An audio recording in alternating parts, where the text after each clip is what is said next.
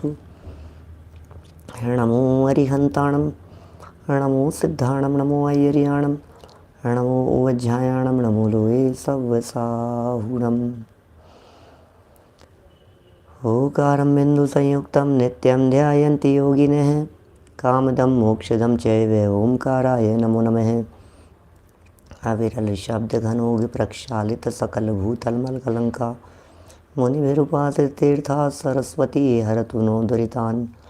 अज्ञानतिमिरान्धानां ज्ञानाञ्जनशलाकया चक्षुरुन्मिलितं येन तस्मै श्रीगुरुवे नमः।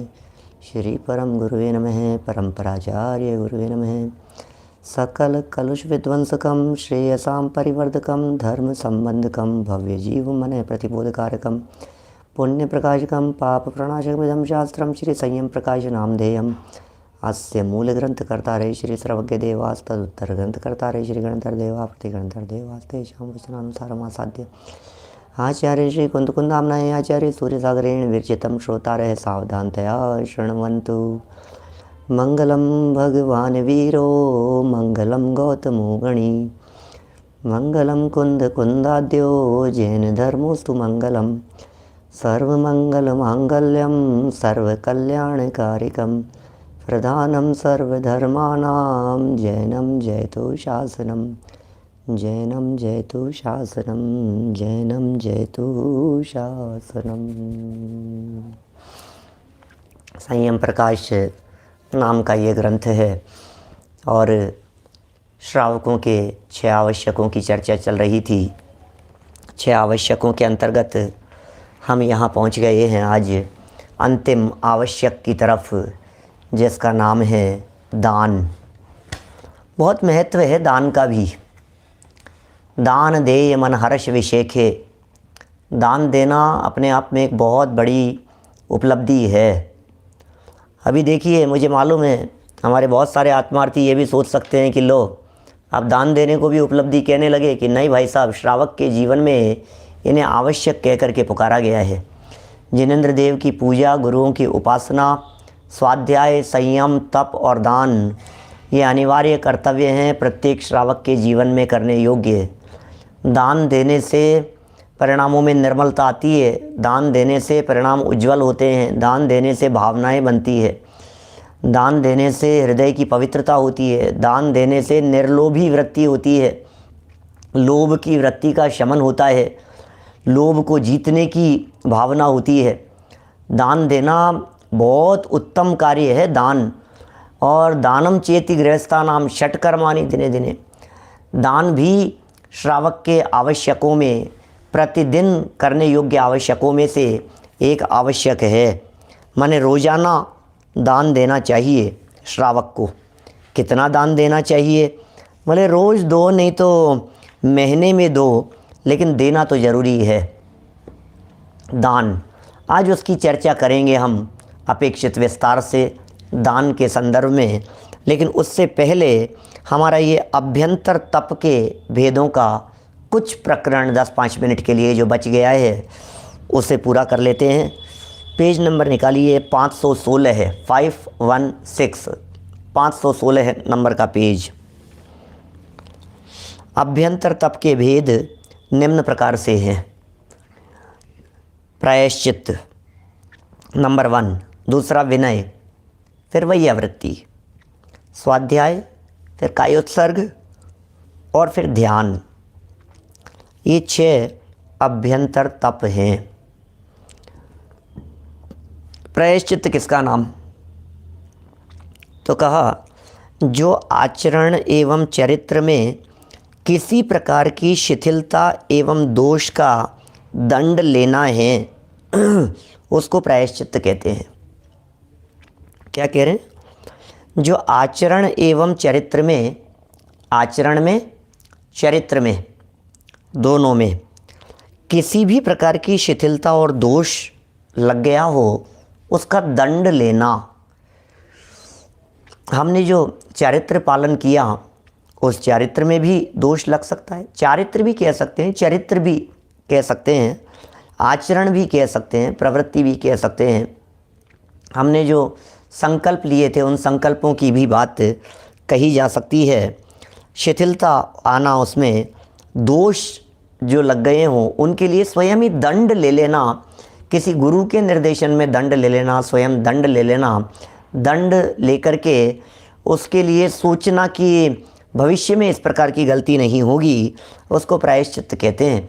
वास्तव में दंड विधान इसीलिए है, हमने जो दंड दिया है या दंड स्वीकार किया है उसके पीछे सबसे बड़ा हेतु ही एकमात्र यह है कि हम रिपीट नहीं, मतलब हम उस गलती को रिपीट नहीं करना चाहते हैं, ये है उद्देश्य। तो सज़ा ले लो आप, और ऐसी सज़ा होनी चाहिए जिस सज़ा के बाद वो प्रवृत्ति, वो कार्य दोबारा करते समय रूह कांप जाए कि नहीं अब नहीं कर सकता हूँ मैं। क्या एक बार यदि गलती कर दी और उस गलती के फल में बच्चे को खींच के चांटा मार दिया, यहाँ ये लिहाज मत करना कि ये बच्चा है, छोटा बच्चा है, नहीं, पहली बार में ऐसी डांट लगाई, पहली बार में ऐसा चांटा मारा कि बच्चा अगली बार कभी वो गलती करने के पहले 100 बार सोचेगा कि ये गलती करने योग्य नहीं है।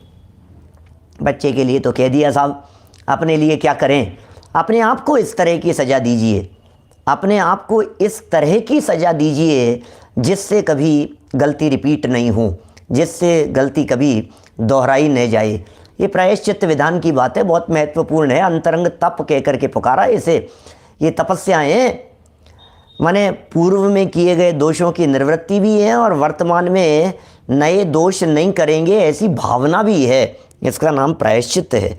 प्रायश्चित्त क्या गजब की चीज़ है ये प्रायश्चित्त, बहुत ज़बरदस्त चीज़ है प्रायश्चित्त। प्रायश्चित्त से ये व्यक्ति पाप से डरता है, प्रायश्चित्त करने से ये व्यक्ति पाप नहीं करता, प्रायश्चित्त करने से ये व्यक्ति सत्य मार्ग पर लगता है, सन्मार्ग पर लगता है। इसका चित्त गलत और खोटे कार्यों की तरफ प्रवृत्त नहीं होता। लीजिए प्रायश्चित्त। त्याग में, व्रत में जहाँ दोष लग गया हो, दंड लेना, कैसे शब्द दिए हैं इन्होंने, ये महाराज की खुद की लिखी हुई पंक्तियाँ हैं, ये कोई किसी रेफरेंस से नहीं लिखा है इन्होंने, ये लिखे हैं शिथिलता एवं दोष का दंड लेना, दंड देना नहीं। आज तक तो दंड के बारे में यही सुना होगा, दंड देना। भाई साहब इनको दंड दिया हमने, इनको दंड दे रहे, दंड देना है। अरे दंड नहीं, दूसरे को देने की बात नहीं है, यहाँ तो लेने की चर्चा चल रही है, स्वयं लेने की चर्चा चल रही है। ओहो क्या बात कहें भाई साहब, कितनी कितनी गजब की बात यहाँ कह रहे हैं। बोलो, दंड लेने के लिए कह रहे हैं, दंड लो, स्वयं दंड लीजिए। देखिए फिर क्या कहा, प्रायश्चित्त हो गया, उसको प्रायश्चित्त कहते हैं। विनय की तरफ बढ़ते हैं, पूरा करेंगे इसको फटाफट। विनय, अपने से गुण में, अपने से गुण में, तप में, दीक्षा में, आयु में, ज्ञान में एवं व्रत में जो अधिक हो उसका आदर सत्कार करना, उच्चासनादि देना है, वह विनय तप है। ओह क्या कह रहे हैं, अपने से जो गुणवान हैं, तपस्वी हैं, किसका नाम है भाई साहब, विनय नाम का तप। अपने से दीक्षा में बड़े हैं, विनय तो क्योंकि सबके लिए ही है ना, ये तप तो मनराजों के जीवन में भी हो सकते हैं। अपने से गुण में बड़े हों, तप में बड़े हों, दीक्षा आदि के अंदर बड़े हुए हों, पहले जिन्होंने दीक्षा ली हो, आयु में ज़्यादा हो, ज्ञान जिनका विशेष हो, किसी भी फील्ड में जहाँ वे आपसे बड़े महसूस होते हैं, जहाँ आपको ऐसा लगता है कि हमसे महान हैं, श्रेष्ठ हैं, तो उनसे व्रताधिक में अधिक हो आदर सत्कार कीजिए, उच्चासन पर बिठाइए, उनके प्रति विनय कीजिए। ये विनय नाम का तप है भाई साहब। अपने गुरुजनों के लिए, अपने लिए जो सम्माननीय हैं, अपने से जो पूज्य हैं, अपने से जो ज्ञानवान हैं, उनके प्रति हृदय में बहुमान का भाव होना चाहिए। ये बहुमान का भाव होना ही ये विनय है। ये तप अंदर से होती है विनय, बाहर में थोड़ी ना होता है। देखा देखी विनय थोड़ी ना होती है, किसी के दिखाने के लिए विनय नहीं होती, विनय का प्रदर्शन नहीं होता। विनय अंदर से है, विनय तप है, ये धर्म है विनय। विनय का भाव जब अंदर में होता है तो फिर वो नहीं होता, अभिमान नहीं होता, घमंड नहीं होता, है ना। तो ये सभी की बात ले ली इन्होंने। यहाँ इन्होंने आयु भी तो लिया है ना जितेंद्र जी भाई साहब, इन्होंने आयु भी तो लिया है यहाँ पर। आयु का मतलब क्या है? आयु का मतलब यही है कि जो आपसे उम्र में बड़े हों, सभी लौकिक पारलौकिक दृष्टि से, क्योंकि इन्होंने गुण में तप, दीक्षा और ज्ञान और व्रत, इनमें जो अधिक हैं वे तो धार्मिक दृष्टि से हो गए, और उम्र में जो बड़े हैं ये लौकिक दृष्टि से हो गए, है ना। तो करी विनय बहुगुण बड़े जन की, ज्ञान का पावे उधा। और कैसे की जाती है विनय, उसके बारे में भी इन्होंने यहाँ बतला दिया। उस विनय को करने के लिए उनका आदर सत्कार कीजिए। आदर होना चाहिए, सत्कार होना चाहिए, उच्च आसन आदि दिया जाना चाहिए, उनके आते ही खड़े हो जाना चाहिए। हमसे सम्माननीय व्यक्ति आए हैं, एकदम आते ही सभा खड़ी हो जाती है। भाई साहब क्या बात कर रहे हैं आप, सभा में बैठे हुए लोग खड़े हो जाते हैं। माने यही तो है विनय। गुरुओं के आते ही वीतरागी संत आए हों, मान लीजिए आपके दरवाजे पर, तो आप बैठे रहेंगे? ऐसा कैसे हो सकता है, खड़े हो जाएंगे। हमारे गुरुजन हैं, सम्माननीय हैं, बिल्कुल जैसे समझ लीजिए आप दादा आ गए, एकदम आते ही आप खड़े हो जाइए। घर में और एकांत में तब तो खड़े होना ही है। मैं तो यहाँ सभा की भी बात करता हूँ, पूरी सभा खड़ी हो जाती है सम्मान में। ऐसा होता है विनय। आदर सत्कार करना, उच्चासन देना, उनके लिए खड़े हो जाना, अपनी सीट खाली कर देना, जगह छोड़ देना उनके लिए कि नहीं, पहले आप कहीं चल रहे हो, कहीं गमन कर रहे हो, कहीं अंदर छोटे से गेट से अंदर जाना हो तो पहले आप, बढ़ रहे हो तो पहले आप, बैठना हो तो पहले आप बोले। ये सब विनय के अंतर्गत आता है। ये किस तरह की विनय? जिनवाणी विराजमान हो रही है, अब जिनवाणी विराजमान हो रही है, हम बैठे हुए हैं, ऐसा कैसे होगा? नहीं, पहले जिनवाणी विराजमान हो रही है, खड़े हो जाइए। जिनवाणी अभी वो नहीं हुई है, अंत में क्या विहार नहीं हुआ है जिनवाणी का, हम कैसे बैठे जा सकते हैं वहाँ से उसे छोड़ करके? जिनवाणी के सामने विनय होगी। जिनवाणी विराजमान हो चुकी है, हम 2 मिनट लेट आए हैं, अष्टांग नमस्कार करके जिनवाणी सुनने के लिए बैठते हैं। जिनवाणी सुनने के लिए जब आकर के बैठते हैं, विनय है, जिनवाणी की विनय है। ये सब चीज़ों की, देव की विनय। आप मुनिराज हैं, मुनिराजों के संग में यदि आप चल रहे हैं, समझ लीजिए श्री जी का विहार हो रहा है, जिन प्रतिमा लेकर के कोई जा रहे हैं, आपके पास से जा रहे हैं, आप चप्पल पहन करके नहीं चलेंगे उनके साथ में, ये विनय है उनकी। हमारे जिनेंद्र देव हैं, 3 लोक के नाथ हैं, हम उनके सामने चप्पल पहन करके कैसे जा सकते हैं? हम चप्पल साइड में खोल देंगे, हमारे बगल से निकल रहे हैं, हम चप्पल साइड में खोल देंगे। बहुत विनय भाव से, विनम्रता से वहाँ खड़े होना, ये विनय है भाई साहब। ये सिखा रहे हैं यहाँ पर। ये तप है, ये भी कोई साधारण काम नहीं है, इसे भी उत्कृष्ट कह करके पुकारा है। चलिए 2 हो गए। प्रायश्चित दंड लेने के संदर्भ में भी मैंने बहुत कह दिया आपसे, और विनय के संदर्भ में भी मैंने बहुत गंभीर बात आपसे कह दी है। और एक बात समझ लीजिएगा, यहाँ तो इन्होंने कह दिया कि भाई आदर सत्कार उच्चासन देना, लेकिन एक बात होती है, जहाँ श्रद्धा होती है वहाँ विनय अपने आप होता है।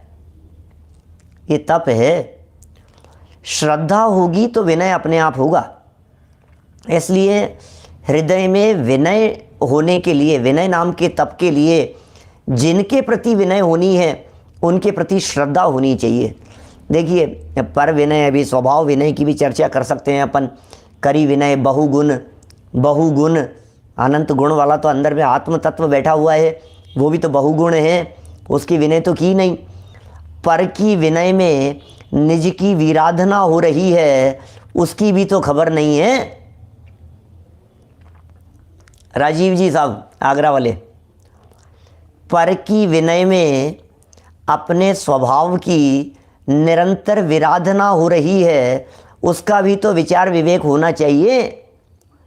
ज्ञायक भगवान आत्मा की विराधना जो निरंतर चल रही है, उसकी विराधना से भी तो ऊपर उठना चाहिए। माने उसकी विराधना नहीं हो, ये भी तो विकल्पों में चलना चाहिए।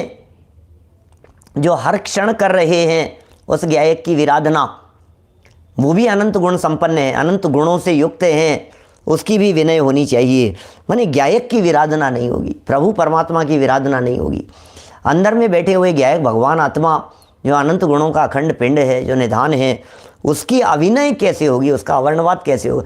पता है कि बहुत तरह से अवर्णवाद, अभी मैं अवर्णवाद और अविनय की चर्चा करूं तो बहुत तरह से चर्चा कर सकता हूं। आत्मा को आत्मा फात्मा कह करके पुकारता है, ये महा अपमान है उस चैतन्य देव का, अंदर के भगवान का घोर अपमान है। सन्मति जी साहब कोलारस से,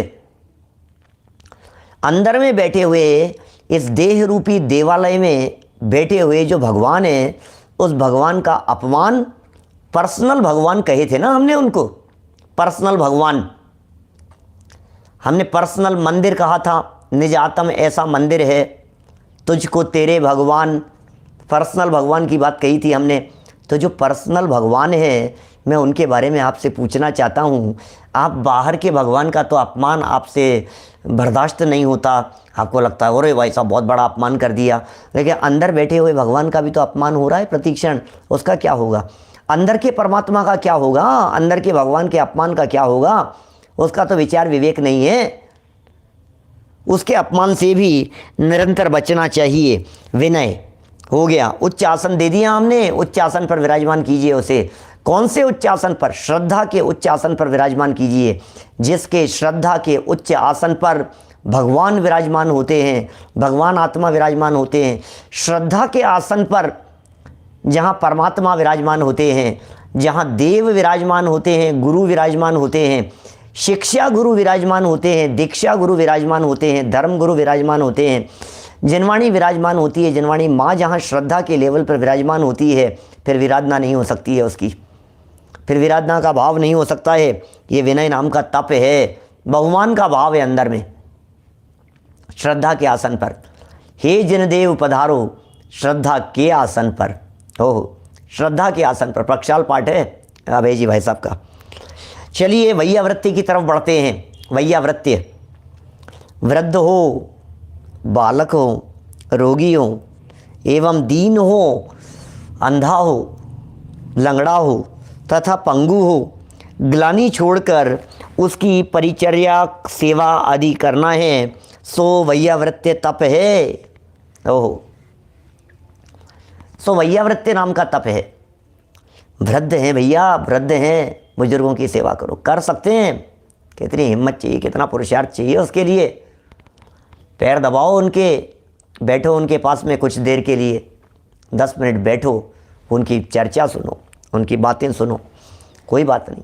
पसंद आए चाहे नहीं आए सुनो, लेकिन वृद्ध हैं, बालक हैं, छोटे छोटे से बच्चे, कोई बात नहीं। आप उन्हें संस्कार दीजिए, आप उनके साथ में बैठिए, आप उन्हें सिखाइए, छोटी छोटी सी बातें सिखाइए उनको, अच्छी बातें सिखाइए उनको। रोगी हो, रोगी, उन्हें सिखाइए, उनको रोगियों को भी उन्हें तत्वज्ञान सिखाइए, रोगियों को वेद विज्ञान सिखाइए, रोगियों को रोग से भिन्न चैतन्य तत्व को देखने की प्रेरणा दीजिए। रोगी हैं, उनकी सेवा भी कीजिए, उन्हें दवाई भी दीजिए, उनका वात्सल्य भी, उनको वात्सल्य भी चाहिए, है ना। उनके पैर दबाना, निर्वी चिकित्सा भी जरूरी है। उस निर्वी चिकित्सा होगी तभी वैयावृत्ति हो पाएगी। रोगी हो, दीन हो, दीन दुखी जीव हैं, अंधे लंगड़े पंगु हो, ओहो अंधे व्यक्ति हैं, सड़क पे दिखाई दे रहे हैं, अनजान हैं, अपरिचित हैं, हाथ पकड़ करके रास्ता पार करा दीजिए उन्हें। लंगड़े हैं, सहयोग कीजिए उनका। पंगु हैं, हेल्प कीजिए उनकी, कितनी हेल्प कर सकते हैं। ये बहुत परिणामों में, अब देखिए वैयावृत्ति तप की चर्चा कर रहे हैं, लौकिक बातें सिखा रहे हैं, लेकिन क्या करें, कोई बात नहीं, छोटी छोटी सी चीज़ें हैं। ग्लानि छोड़कर उसकी परिचर्चा, चर्या, सेवा आदि करना, सो वैयावृत्य नाम का तप है। वास्तव में सही बात बतलाऊं, इस वैयावृत्य तप में तो परिणामों की सरलता, परिणामों की सहजता, परिणामों का भीगापन, ये प्रमुख है। क्या लोहाड़िया जी, इनमें परिणामों का भीगापन प्रमुख है। परिणाम भीगे हुए होते हैं तो फिर लंगड़े, लूले, अंधे, ऐसे लोग, दीन दुखी, वृद्ध, बालक, उनके प्रति सेवा होती है। हाँ, ये बहुत बातें छोटी छोटी सी बाबूजी, ज्ञानचंद जी साहब, बातें बहुत छोटी छोटी सी है, लेकिन कितना ज़रूरी है। छोटे छोटे से बच्चों को सिखाने की ज़रूरत है वैयावृत्ति क्या होती है। उनको लेकर के जाओ, झोपड़पट्टियों में लेकर के जाओ, कभी ऐसे प्रसंगों में, उनसे क्या होता है, भावनाएं डेवलप होती है इन बातों से। गरीबों के बीच में लेकर के जाओ, उनको दिखाओ। पंगु मतलब जिनके जो हाथ नहीं है, ऐसा समझ लीजिए आप। लंगड़े मतलब जिनके पैर नहीं है, पंगु मतलब जिनके हाथ नहीं है, अपंग है, क्या कहते हैं, लूला कहते हैं, लूला लंगड़ा, हाथ नहीं होना ऐसा। तो लंगड़े हों, पंगु माने हाथ नहीं हो, गूंगे हों, बहरे हों, सुनते नहीं हो। अब देखो कैसी स्थिति होगी। आपने यदि उनके प्रति करुणा यदि नहीं की तो आप सोच सकते हैं आपके भी कान चले जाएंगे तो क्या होगा, आपकी आंखें चली जाएगी तो क्या होगा। परिस्थितियां तो सबकी एक जैसी नहीं होती है ना सदा काल, कभी भी किसी की भी परिस्थिति कैसी भी बदल सकती है। इसलिए अब चूंकि ये प्रकरण तो तप का है, इसलिए मुनिराज विशेषकर हैं, फिर उसके बाद में पंचम गुणस्थानवर्ती हैं, फिर उसके बाद में श्रावक हैं, फिर उसके बाद में सम्यक दृष्टि, फिर सम्यक दृष्टि से नीचे उतर करके फिर विद्वान, फिर उससे नीचे उतरते उतरते फिर सकल जगत के जीव, सब जीवों के ऊपर ये बातें लागू होनी चाहिए। देखिए फिर कह रहे हैं और आगे बढ़ो जरा, ग्लानी छोड़ करके, क्योंकि ग्लानी होगी तो वैयावृत्ति नहीं होगी, और वैयावृत्ति होगी तो ग्लानी नहीं हो सकती है। वैयावृत्ति तभी तो कर पाएगा, आपको बदबू आ रही है, मैं तो बैठ नहीं सकता, इनके पास में बैठ नहीं सकता, मैं तो सड़ रहा है, अरे मैं तो कैसे बैठूंगा। अरे नहीं भाई, कोई बात नहीं, सड़ रहा होगा, हमारा भी शरीर सड़ सकता है। 3 दिन बाद में हमारा शरीर सड़ने लग जाएगा तो क्या होगा, अंग गलने लग जाते हैं, हाथ पांव गलने लग जाते हैं, स्थिति बिगड़ जाती है, चेहरा बिगड़ जाता है। भाई साहब क्या बात कर रहे हो आप, ठीक है। फिर परिचर्या सेवा आदि करना, ये वैयावृत्ति नाम का तप है। स्वाध्याय की तरफ आ जाइए। स्वाध्याय किसका नाम है, जिन शास्त्रों से स्वयं अर्थात आत्मा का अध्याय अर्थात अध्ययन एवं ज्ञान हो। वाह, बोलो। जिन शास्त्रों से स्वयं अर्थात आत्मा का, जिन शास्त्रों से स्वयं अर्थात आत्मा का अध्याय, अध्याय माने अध्ययन हो, मतलब जिनसे आत्मा का अध्ययन हो एवं ज्ञान हो, ऐसे समीचीन पदार्थों के दर्शाने वाले शुद्ध निर्दोष शास्त्रों का अध्ययन कराना एवं उनकी शिक्षा पर ध्यान रखना, यहाँ जहाँ तक बने आत्मधर्म में शिथिलता न आने देने का नाम स्वाध्याय तप है। ओह, आत्मधर्म में शिथिलता नहीं आने पाए, धर्म में शिथिलता नहीं होने पाए, आत्मधर्म में शिथिलता नहीं हो पाए भाई। निर्दोष रीति से समीचीन पदार्थों को कहने वाले शास्त्रों को पढ़ो और पढ़ाओ, अपने आत्मा को बतलाने वाले शास्त्रों को पढ़ो पढ़ाओ, इसका नाम स्वाध्याय है। हम किसे स्वाध्याय समझ रहे हैं, किस चीज़ का नाम स्वाध्याय? किसी भी किताब के पढ़ने का नाम स्वाध्याय नहीं है, किसी भी ग्रंथ के पढ़ने का नाम स्वाध्याय नहीं है। समीचीन माने सच्चे, समीचीन माने वास्तविक, रियल फैक्ट्स बतलाने वाले ऐसे ग्रंथों का नाम है समीचीन। समीचीन पदार्थ, सच्चे वस्तु के सच्चे स्वरूप को बतलाने वाले। समीचीन माने सच्चे पदार्थों को दिखाने वाले। शुद्ध निर्दोष शास्त्र, निर्दोष शास्त्र होने चाहिए, जिसमें हिंसा का पोषण नहीं हो, जिसमें राग का पोषण नहीं हो, जिसमें भोगों का पोषण नहीं हो, जिसमें भोगों से विरक्ति की चर्चा हो, उनका पोषण होना चाहिए। ऐसे निर्दोष शास्त्रों का अध्ययन करना, ऐसे निर्दोष शास्त्रों का अध्ययन कराना एवं उनकी शिक्षा पर ध्यान रखना। ओह, ध्यान रखो, जहाँ तक बन सके करो भैया, खूब पढ़ो पढ़ाओ, इसमें लगे रहो। आत्मधर्म में शिथिलता नहीं आने देना, इसमें शिथिलता नहीं आने पाए, आत्मधर्म में शिथिलता नहीं आने पाए, रंच मात्र शिथिलता नहीं होनी चाहिए आत्मधर्म में। आत्म की आराधना जहाँ हो, वीतरागता की पोषक जो हो, बस ऐसे जिनवाणी का पढ़ना पढ़ाना ही ये स्वाध्याय नाम का तप है। स्वयं की प्रमुखता जहाँ होगी वो तप हो जाएगा, ज्ञान की प्रधानता जहाँ होगी वो स्वाध्याय मात्र रह जाएगा। स्वाध्याय को स्वाध्याय तप बनाने के लिए उसमें आत्मा की प्रमुखता होते ही वो स्वाध्याय तप बन जाता है। What is the difference between स्वाध्याय एंड स्वाध्याय तप? ये स्वाध्याय तप है, ये तप कब कहलाएगा? जब इनमें इच्छाएं रुकती है। ये तप कब कहलाएगा? जब आत्मा तक पहुंचने के प्रयोजन से किया जाता है तब वो तप हो जाता है। जब स्वभाव का लक्ष्य लेकर के किया जाता है तब वो तप बन जाता है। स्वाध्याय तो रोजाना करते हैं, स्वाध्याय तो बहुत लोग करते हैं स्वाध्याय तो, लेकिन वो स्वाध्याय तप कब है कि वो स्वाध्याय जब स्वभाव सन्मुख होवे तब वो तप कहलाता है। पढ़ने पढ़ने में फ़र्क है। प्रयोजन क्या है आपका? आपने गुणस्थान किस लिए पढ़े? गुणस्थान पढ़ करके यदि आपको गुणस्थानातीत भगवान आत्मा ख्याल में आ रहा है तो स्वाध्याय तप की श्रेणी में चले जाएगा। अदरवाइज गुणस्थानों का पढ़ना पढ़ाना स्वाध्याय मात्र है, स्वाध्याय तप नहीं है। यहाँ तो तप का प्रसंग चल रहा है, यहाँ तो अपनी मुख्यता से बात होनी चाहिए, अपने आत्मा को जानने पहचानने की मुख्यता से चर्चा होनी चाहिए। इसलिए आत्मधर्म में शिथिलता न आने देने का नाम स्वाध्याय तप है। 5 नंबर पर कायोत्सर्ग देखिए, जो स्वयं अपने ऊपर प्रायश्चित्ताया हो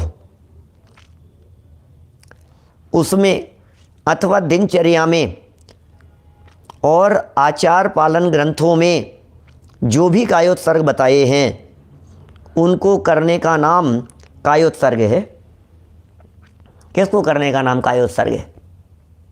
बोले जो भी हमारे लिए आचरण शास्त्र बतलाए हैं, आचार शास्त्र बतलाए हैं, कायोत्सर्ग के लिए जो जो विधि बतलाई गई है उनके आधार पर काय के प्रति उत्सर्ग, उत्सर्ग माने होता है त्याग, काय माने है शरीर, काय उत्सर्ग, काय उत्सर्ग, तो काय माने शरीर, उत्सर्ग माने होता है त्याग। तो शरीर के प्रति ममत्व बुद्धि का जब त्याग किया जाता है तो वो कायोत्सर्ग कहलाता है।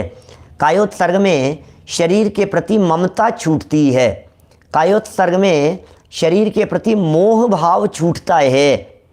तो जब मोह भाव छूटा बस वही कायोत्सर्ग नाम का तप कहलाएगा। इसे व्युत्सर्ग भी कहते हैं, व्युत्सर्ग, कायोत्सर्ग और व्युत्सर्ग, है ना। देखिए फिर आगे 6 नंबर पर दिया है ध्यान। ये क्या चीज़ है? जिस समय सामयिक करते हैं उस समय आध्यात्मिक चिंतन करना, 12 भावनादि भाकर चित्त को स्थिर करना और आत्मस्थ भावों में जितना बने उतना रमण करना, इसे ध्यान नामक तप कहते हैं। माने नमोकार मंत्र बोलने को कायोत्सर्ग नहीं कहते। अभी तो ध्यान भी पढ़ दिया मैंने। ऐसा समझते हैं लोग कायोत्सर्ग करोम्यहम, फटाफट पूजन में 3 बार बोलते हैं कायोत्सर्ग करोम्यहम और फटाफट सीधे खड़े होकर के 9 बार नमोकार मंत्र गिनना शुरू कर देते हैं। बोले साहब कायोत्सर्ग हो रहा है, भाई साहब कायोत्सर्ग हो रहा है। अरे नहीं भाई, क्या ये कायोत्सर्ग नहीं है, इसे कायोत्सर्ग थोड़ी ना कहते हैं। कायोत्सर्ग तो शरीर के प्रति ममत्व छूटना चाहिए, माने ममत्व जैसे छूटेगा तो कायोत्सर्ग होगा। यहाँ तो नमोकार मंत्र बोलते हुए भी ध्यान उंगलियों के ऊपर रहता है। यहाँ तो नमोकार मंत्र बोलते रहते हैं, मच्छर उड़ता है, मच्छर को भगाता रहता है।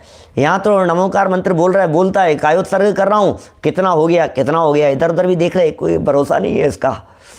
तो अभी तो पूरी तरह से ममत्व चल रहा है। पैर पर चींटी चलने लग जाए, मच्छर आ जाए, गाल पर मच्छर आकर के बैठ जाए तो सब चला जाता है। बोलते हैं पूजा में ऐसा ही, अब क्या करें।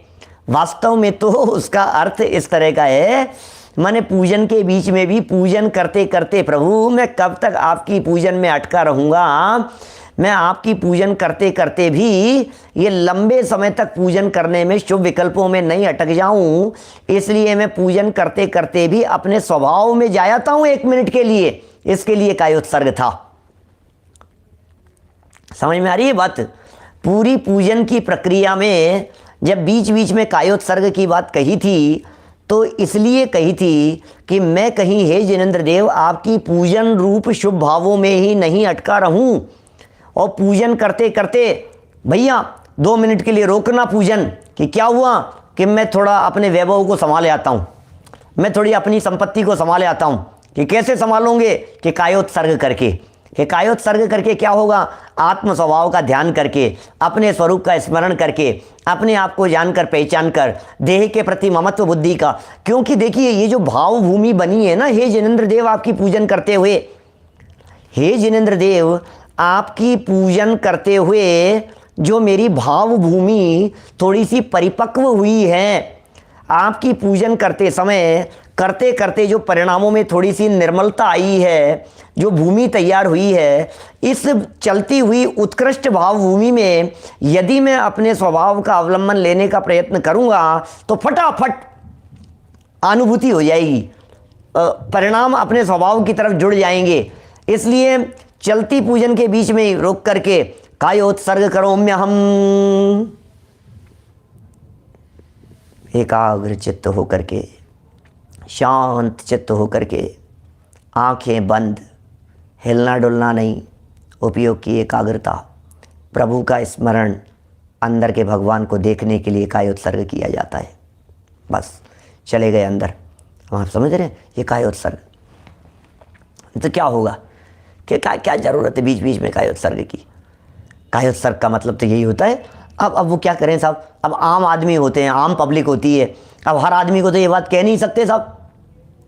अब समाज में सबको ये बात कह दो कि ये तो बीच में पूजन के बीच में आप चलते हुए अंदर आत्मा में चले जाओ, अब वो इधर उधर बगले ही झांकता रहेगा, आत्मा में चले जाओ, यार मुझे क्या कह रहे हैं। तो बोलोगे तू एक काम कर, सब लोग पब्लिक के अंदर कह दो भैया तुम लोग सब 9 बार नमोकार मंत्र का जाप करो, मन में नमोकार मंत्र का जाप करो। अब तुम क्या कहें तुम्हारे को, तुम्हें आत्मा तो समझते नहीं हो तुम, तो कोई बात तो नहीं, क्योंकि 2 ही घर हैं, या तो आत्मा या परमात्मा। भाई अरिहंत चौधरी, तो आत्मा या परमात्मा, माने अपने घर में आ जाओ और अपने घर में तुम्हें जाना नहीं आता है, अपने स्वभाव का अवलंबन लेना नहीं आता है, तो फिर क्या करो, बोले तुम पंच परमेष्ठी का स्मरण करो। लेकिन हम तो समझदार लोग हैं क्या भाई साहब।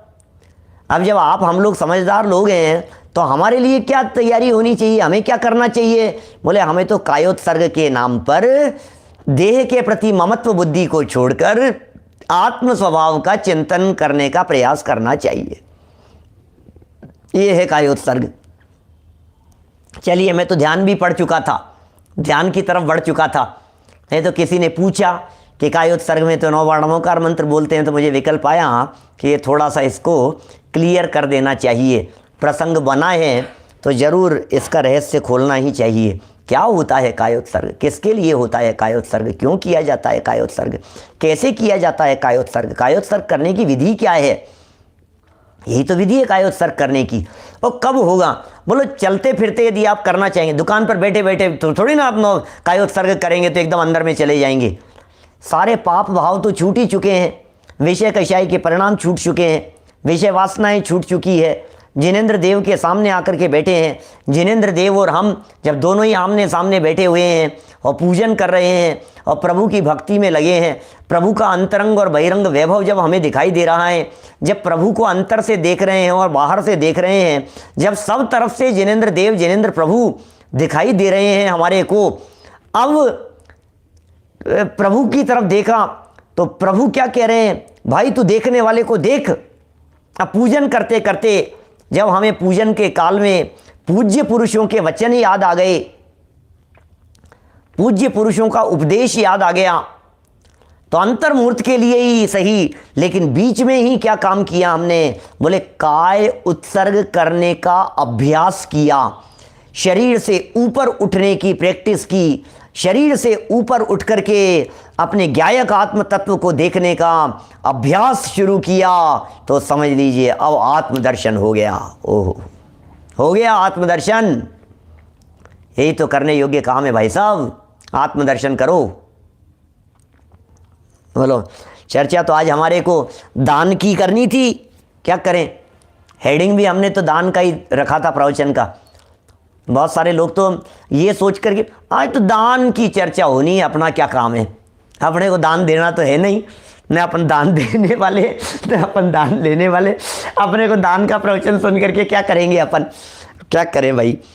देखो आप तो उत्सर्ग करो जी, उत्सर्ग माने भी त्याग होता है।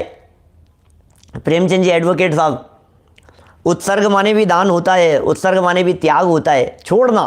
किसको, ममत्व को छोड़ना, काय के प्रति उत्सर्ग, शरीर के प्रति ममत्व भाव को छोड़ना, देह के प्रति ममत्व भाव को छोड़ना।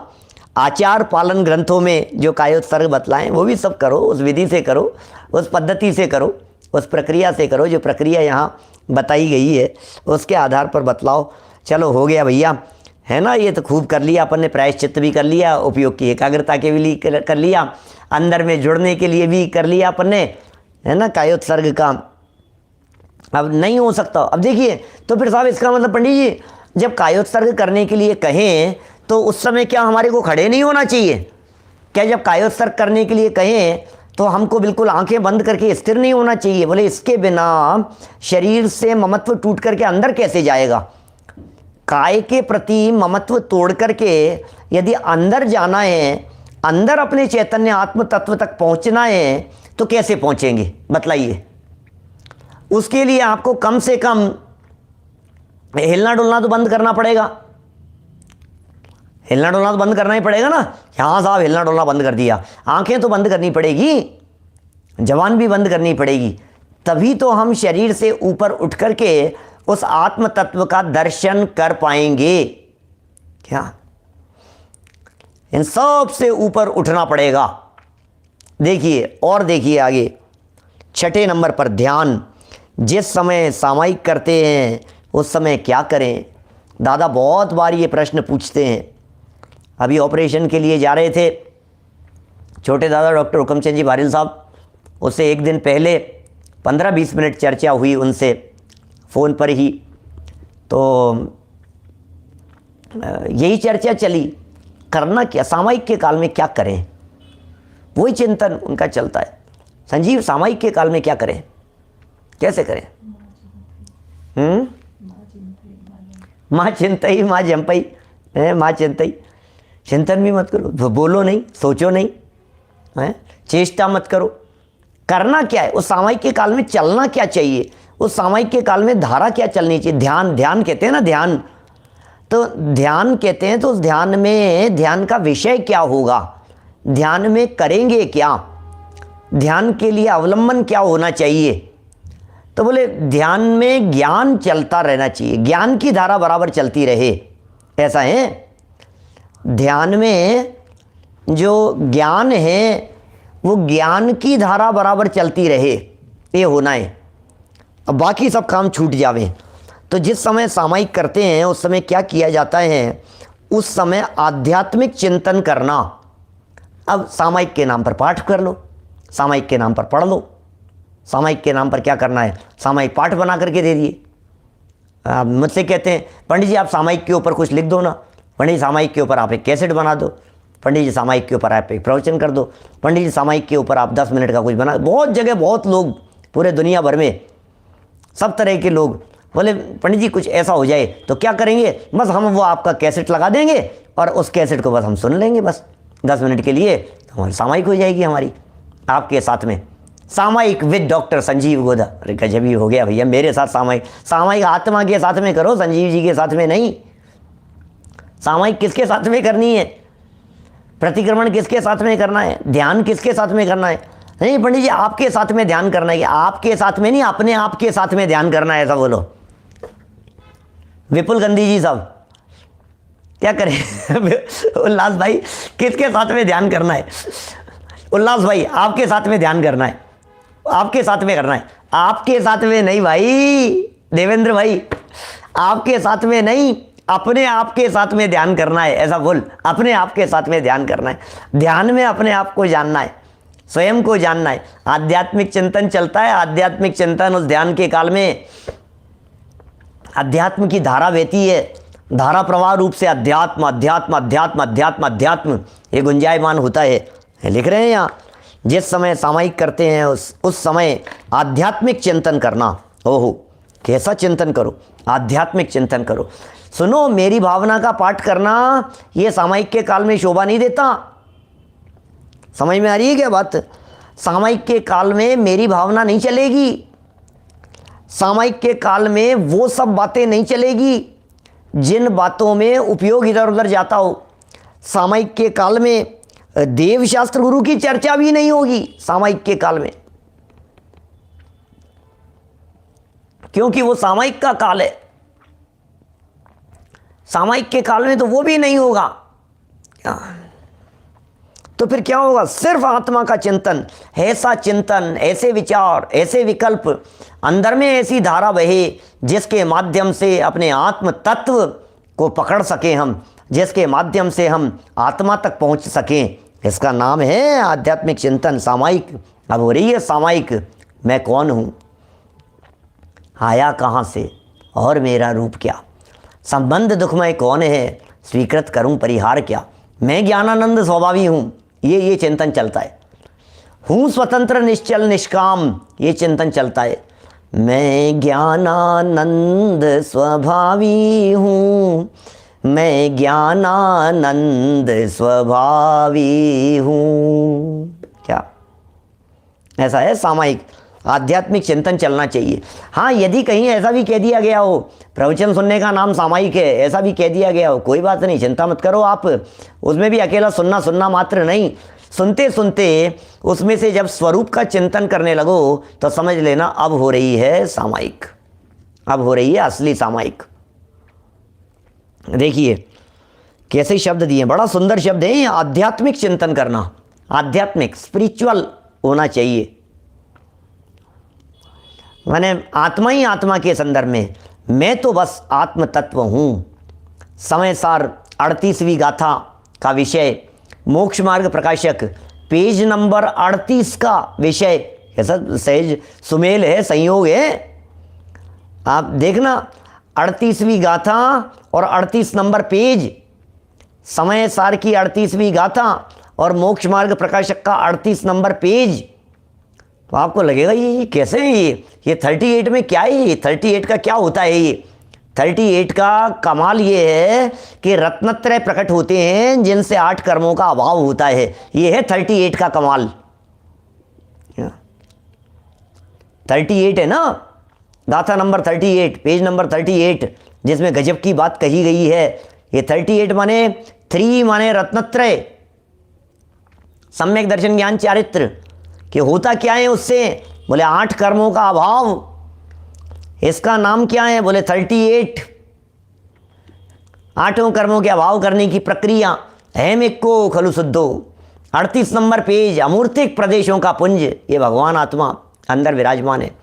मैंने अपने निज स्वरूप को बतलाने की चर्चा जहाँ की गई हो, निज स्वरूप को बतलाने की बातें जहाँ कही गई हो, बस ऐसा विचार, ऐसा चिंतन, ऐसी धारा जहाँ अंदर में बहती हो, उसका नाम क्या है, बोले उसका नाम है ध्यान।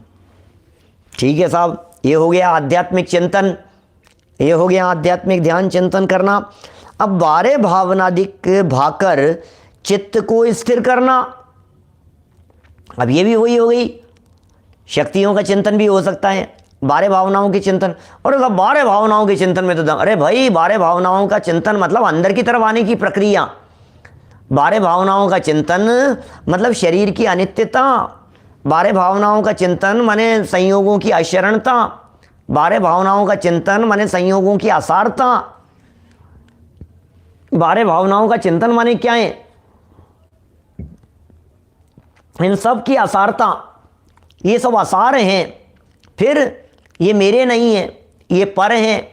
फिर देहादिक की अशुचिता का चिंतन, और इन सब से आगे बढ़ते बढ़ते आश्रमों की अशुचिता का चिंतन, फिर संवर की तरफ पहुंचना, निर्जरा की तरफ पहुंचना, लोक बोधि दुर्लभ और धर्म तक पहुंचना।